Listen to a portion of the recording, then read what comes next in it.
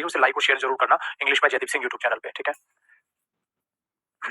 बताओ मेरे बच्चे, हमने लास्ट कौन सा टेंस करना था? क्या करना था बेटा? ये लो, तुम्हारी भी कमेंट हैंग होगी क्या? और छुटको, तुम्हारी भी कमेंट हैंग होगी क्या? Present continuous tense, okay. देखो जी बच्चा पार्टी, याद आ गया मुझे। हमने स्टार्ट किया था मेरे बच्चे प्रेजेंट कॉन्टिन्यूअस टेंस। हमने प्रेजेंट कॉन्टिन्यूअस टेंस स्टार्ट किया था और मेरे बच्चे प्रेजेंट कॉन्टिन्यूअस टेंस में हमने एक चीज को बड़ी बेहतर तरीके से समझा कि प्रेजेंट कॉन्टिन्यूअस टेंस का मतलब है कॉन्टिन्यूअस प्रोसेस जो उस टाइम पे ऑनगोइंग प्रोसेस चल रही होगी, ठीक है।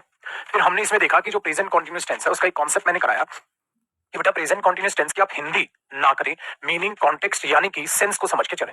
जब आप लोग उसकी सेंस को समझते हैं तो आपको ये पता चलता है कि उसका मतलब ये होता है उस टाइम पे वो पर्सन वो काम एक्चुअल में कर रहा है। जिसका मैंने एक एग्जांपल दिया था कि his mother is standing on the table, तो इसका मतलब ये निकल के आया मेरे बच्चे कि उसकी मम्मा जो है वो टेबल पर खड़ी हुई है। उसकी मम्मा अगर टेबल पर खड़ी हुई है इसका सेंस ये है कि जो खड़े होने की प्रोसेस है वो चल रही है। ये कॉन्सेप्ट क्या था? अब मेरे बच्चे उससे आगे वाले कॉन्सेप्ट की बात करते हैं, आगे वाले कॉन्सेप्ट की बात करते हैं। इस कॉन्सेप्ट में अब हमारे पास क्या है? ठीक है, डन।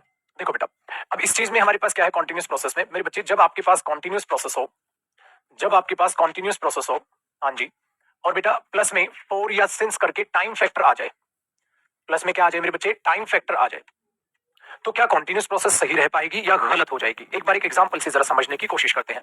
अगर मैंने एक सेंटेंस लिखा he is doing his work, he is doing his work for 2 hours, अगर मैं एक बात में सेंटेंस में ये सेंटेंस लिखता हूं तो मामला ये है समझने वाला, मामला ये है समझने वाला कि आने वाला सेंटेंस गलत हुआ या सही हुआ। तो बेटा आप जरा ध्यान से एक चीज को समझने की कोशिश करिएगा। अगर मैं इसको देखता हूं फॉर 2 आवर्स तो बेटा ये अपने आप में एक टाइम फैक्टर हुआ है कि नहीं? Very good. तो बेटा ये अपने आप में टाइम फैक्टर हुआ। अब हम क्या करते हैं, फिर से हम इसके हिंदी के जुगाड़ में लग जाते हैं और हम इसकी हिंदी कर लेते हैं कि वो 2 घंटे से पढ़ रहा है। अब हमें इसकी हिंदी तो सही लगती है, वो 2 घंटे से पढ़ रहा है ना बेटा? हमने हिंदी तो सही लगती है, वो 2 घंटे से पढ़ रहा है, हम खुद सोचते हैं ये सेंटेंस तो सही हो गया, बट क्या एक्चुअल में सही हो गया? चलो बेटा देखते हैं। अगर मेरे बच्चे वो 2 घंटे से पढ़ रहा है, अगर वो 2 घंटे से पढ़ रहा है तो इस बात का मतलब क्या हुआ? उसके पढ़ते हुए कितने घंटे हो गए? 2 घंटे तो हो गए। अब कौन सा घंटा चालू है? तीसरा चालू है। इसका मतलब अगर वो 2 घंटे से पढ़ रहा है मेरे बच्चे, तो इसका मतलब ये हुआ कि उसको पढ़ते हुए बेटा 2 घंटे तो हो चुके हैं।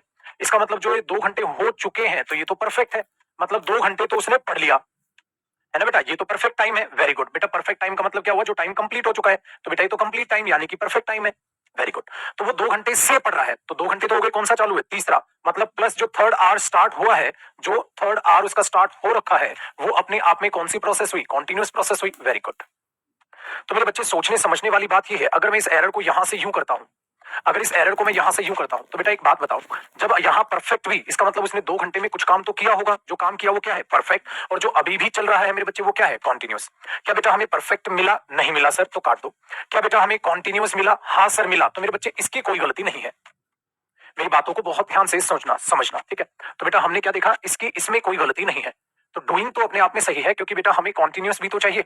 बट सर बात ये आती है कि अगर वो 2 घंटे से पढ़ रहा है तो कुछ पढ़ा होगा और कुछ अभी भी पढ़ रहा है। जो अभी भी पढ़ रहा है वो कॉन्टिन्यूस, जो पढ़ लिया वो परफेक्ट। बट बेटा आपने यहाँ कॉन्टिन्यूस तो लिख दिया, परफेक्ट नहीं लिखा। तो आने वाले एग्जाम में एरर आप पार्ट नंबर कौन से में निकालेंगे मेरे बच्चे? ए में।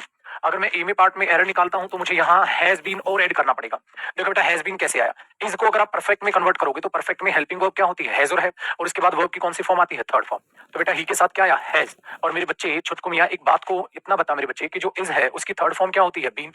बेटा इज इट तो होती नहीं है ये तो होती नहीं है, उसकी थर्ड फॉर्म क्या होती है?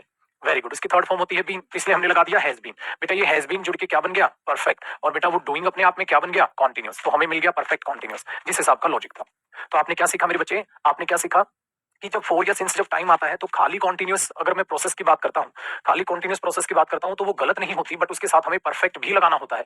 परफेक्ट भी लगाना होता है, तब प्लस में आप परफेक्ट कॉन्टिन्यूस लगाते हो। Very good. इसका मतलब इस आने वाले सेंटेंस के साथ अगर मैं खाली प्रेजेंट कॉन्टिन्यूस टेंस की बात करूंगा, अगर मैं खाली प्रेजेंट कॉन्टिन्यूस टेंस की बात करूंगा तो मुझे बताओ ये गलत होगा या सही? ये गलत हो जाएगा। प्रेजेंट कॉन्टिन्यूस टेंस नहीं, इसको अगर टेक्निकल देखें तो प्रेजेंट परफेक्ट कॉन्टिन्यूस टेंस आपको लगाना होगा, तब जाके वो सेंटेंस अपने आप में सही होगा। ठीक है, पक्का जी बच्चा? कॉपी करो बेटा, अगले कॉन्सेप्ट की बात करते हैं। बेटा टाइम पे आएगा, समझ नहीं आया टाइम पे आएगा तभी समझ आएगा कॉपी करो मेरे बच्चे, फिर आगे की बात करते हैं बहुत अच्छे बच्चे, बहुत बढ़िया प्यारे बच्चे हैं।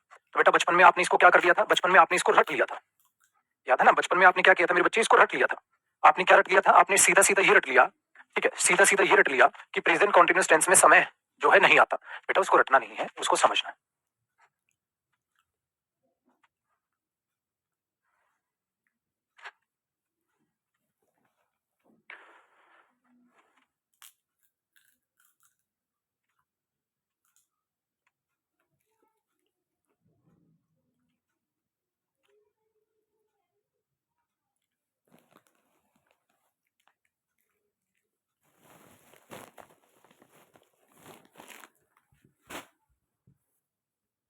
ठीक है जी बच्चा पार्टी।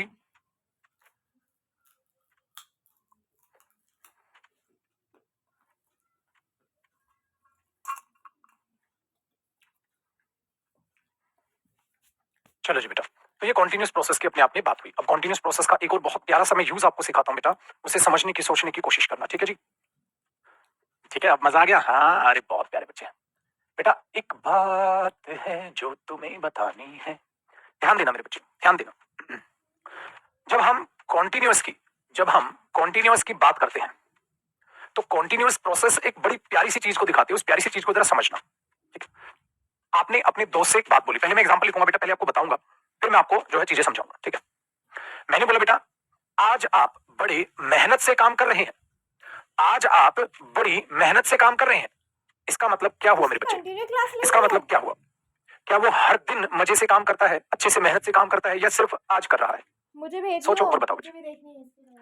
वेरी गुड, सिर्फ आज कर रहा है, हमेशा नहीं करता। अरे आज तो तू बड़ा नया धोया लग रहा है। कई बार हम दोस्त को चिढ़ाने के लिए मुंह बोल देते। बदलाव है, इस बात को आप समझें। तो बेटा, जो टेम्परेरी एक्शन होते हैं फॉर सम टाइम, कुछ समय के लिए जो एक्शन होते हैं, आफ्टर सम टाइम वो खत्म हो जाते हैं, तो वो चेंज हो जाते हैं। तो जो चेंज है, जो फ्लेक्सिबल है, ठीक है, जो टेम्परेरी है, तो टेम्परेरी चेंज के लिए आप हमेशा कॉन्टिन्यूअस टेंस में ही दिखाते हो।